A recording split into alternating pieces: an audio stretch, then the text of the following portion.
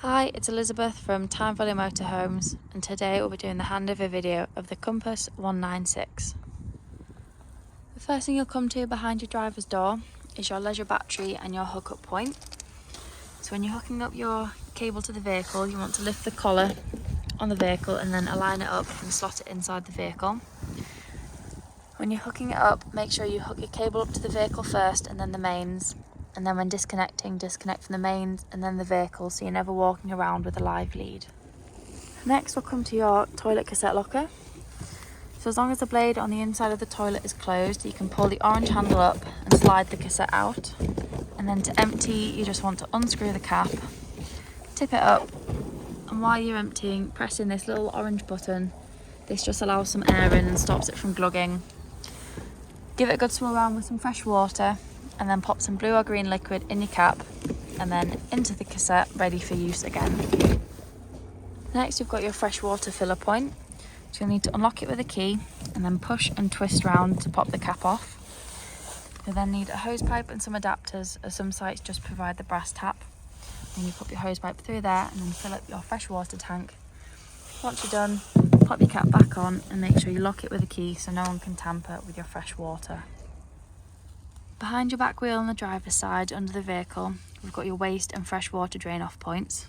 So to drain the water, you just twist the handle round, and if there's any water in the tanks, it will drain out. So you can do this when you're leaving a site, so you're not travelling home with the extra weight of the water, or when you're winterising your vehicle, you don't want any water left in the tanks over winter to freeze. You want to make sure that they're emptied. When you come to use the vehicle again, make sure your fresh water tank is closed again, so when you fill up your fresh water, it won't just drain out automatically. At the back of the vehicle, on the top, we've got your reversing camera, and then we've got your 4-bar bike rack on the back. When you're loading your bikes onto the bike rack, if you've got your bike's handlebars facing opposite each other, so if the bike closest to the van has the handlebars on the passenger side, make sure the second one has the handlebars on the driver's side, and again the same, the third needs to be on the passenger side and the fourth on the driver's side, just so they fit on correctly and so that you can attach them to the handlebars holders. Next, we've got the gas locker. So this will hold 2 6-kilogram gas bottles. You always want to make sure that they're tied in nice and tight so they don't rattle around when travelling. When you're attaching your pigtail to the bottle, remember it's left to tighten, right to loosen, opposite way around being gas. And then when you want to turn your gas float on, it's this little dial on the top here. You've also got arrows showing you which way is closed and which way is open. Next to your gas locker, we've got your external barbecue point. So you'll need your adapter and the length of hose to connect to your Caddock or barbecue. And then once you've got your gas flowing through the vehicle on the inside, you'll be able to attach your connector and then be able to use your barbecue outside the vehicle. Just in front of your habitation door, you've got a locker that leads to the underside of the bench. You can access from the inside and the outside of the vehicle. On the outside of your passenger door, you've got your diesel and AdBlue filler. So you'll need your ignition key to open the diesel cap.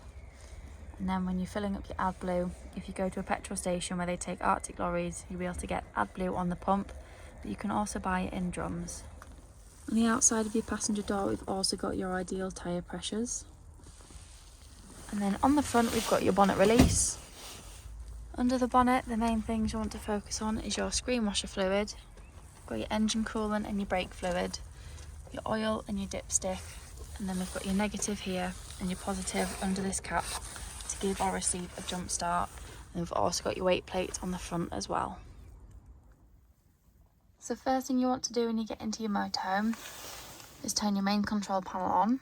And then from here, you can turn your internal lights on and off. And then you also have individual rocker switches around the vehicle. Then we've got your awning light for outside. And then we also have your water pump. But just check that you've got water in your fresh water tank before turning your water pump on. And then you can also check your leisure battery just by pressing the button and holding until you see it come up on the dial here.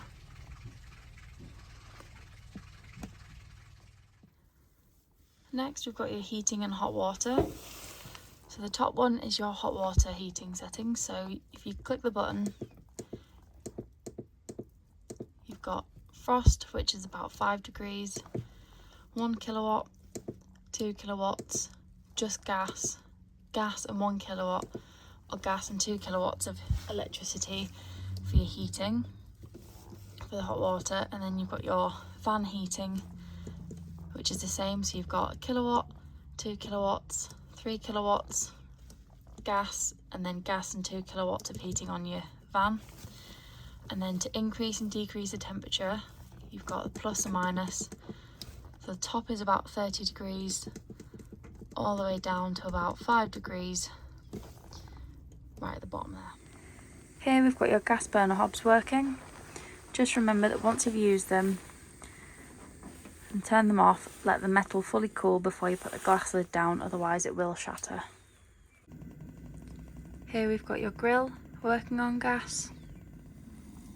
And here we've got your oven working on gas.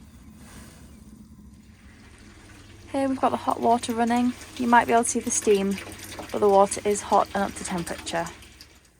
When you want to use your fridge, you have to manually pick which energy source you want, so you can have it on hookup, vehicle battery, or gas. If you select gas, you have to come to the right hand side, and then you want to turn the temperature dial on, push it in, and at the same time push in the spark, and then wait for the red line to go into the green.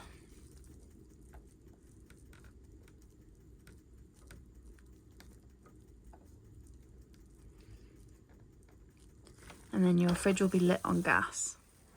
When you want to operate your drop down bed, you've got to make sure that your key is horizontal. If it's vertical, the switches won't work and the bed won't move. So as long as it's horizontal, press the down button, your bed will come down. You can then grab your ladders, pop them into the 2 brackets here, and then you'll be able to climb up into bed. And then you also have a safety net to pop up so nobody rolls out of bed and injures themselves. And when you're done, you can pop your bed back up.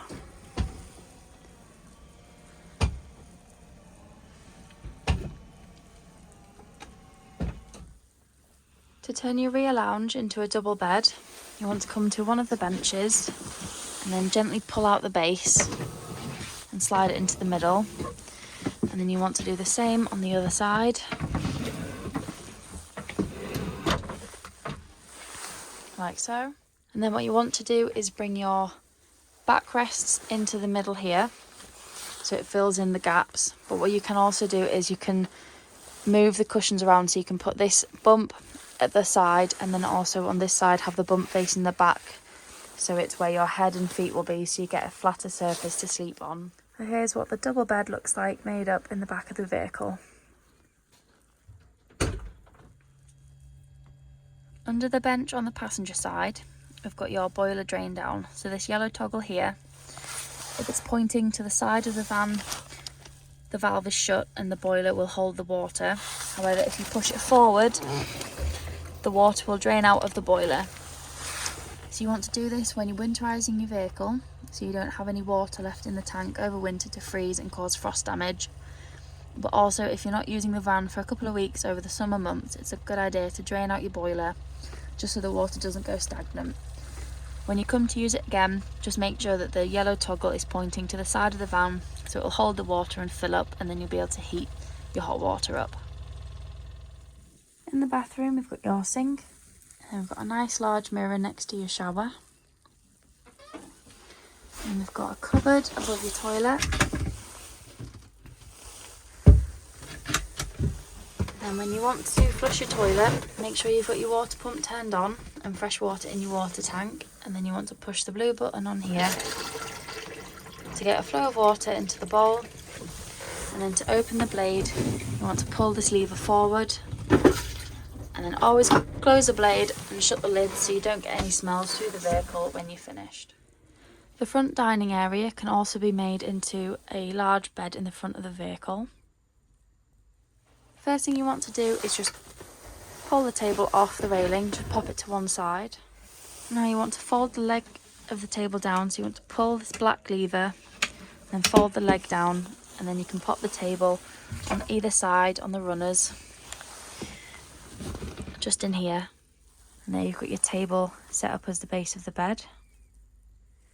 Now you want to pull the base forward to create the next part of the base of the bed.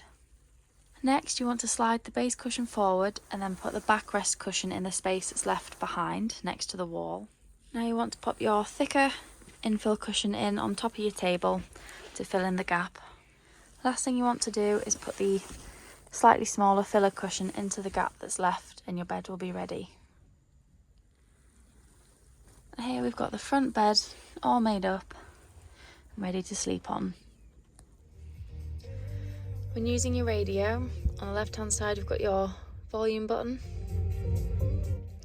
and your on and off button, and then on the right side we've got your tune scroll, or you can search all the stations and scroll through and pick the specific one you want.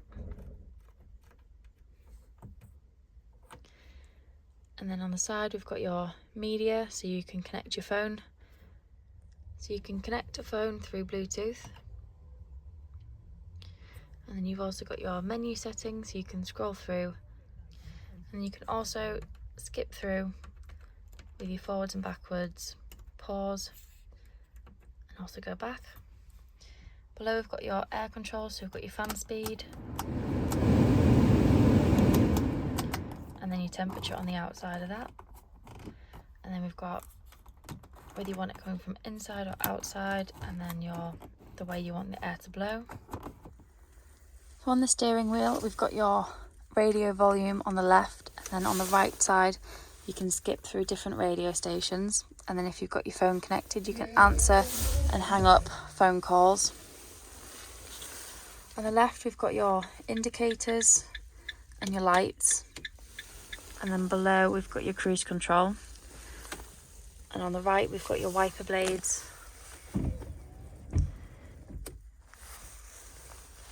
On the front here, if you press mode on the front of the cab, you can go through different settings and you can change language, your time and date as well.